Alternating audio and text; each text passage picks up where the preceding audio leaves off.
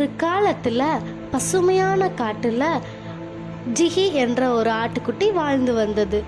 ஜிஹி மிகவும் புத்திசாலியான ஆடு. அது தன் யானைகளோடும் முயலோடும் தன் காட்டிற்குள் சந்தோஷமா வாழ்ந்து வந்தது. ஒரு நாள் காட்டுக்குள்ள ஒரு சிங்கம் வந்து, இனி நான் தான் ராஜா, என் பேச்சை தான் நீங்கள் எல்லாரும் கேட்கணும், இல்லைன்னா நான் உங்களை சாப்பிட்ருவேன் அப்படின்னு சொல்லி பயமுடுத்துச்சு. அதனால ஜிஹி போய் சிங்கத்துக்கிட்ட பேச போச்சு. உன்னை விட பெரிய பலசாலியான ஒரு மிருகம் இந்த காட்டுக்குள்ளே இருக்கு அப்படின்னு சொல்லுச்சு. என்னை விட பலசாலியா? நான் அவனை பார்க்கணும்னு சொல்லி ஜிகி கூட சிங்கம் போச்சு. ஜிகி ஒரு கிணற்றை காட்டி, இதுக்குள்ளதான் அந்த பயங்கரமான மிருகம் இருக்குது அப்படின்னு சொல்லுச்சு. உடனே இந்த சிங்கம் அந்த கிணற்றுக்குள்ள எட்டி பார்த்ததும் அது தன் பிரதிபலிப்பையே பார்த்தது.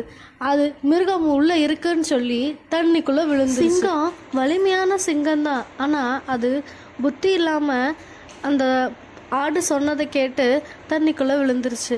இருந்தாலும் காட்டில் உள்ள மற்ற மிருகங்கள் எல்லாம் அந்த சிங்கத்தினால பயம் போய் சந்தோஷமா வாழ்ந்தாங்க. ஜிகிக்கு நன்றி சொன்னாங்க.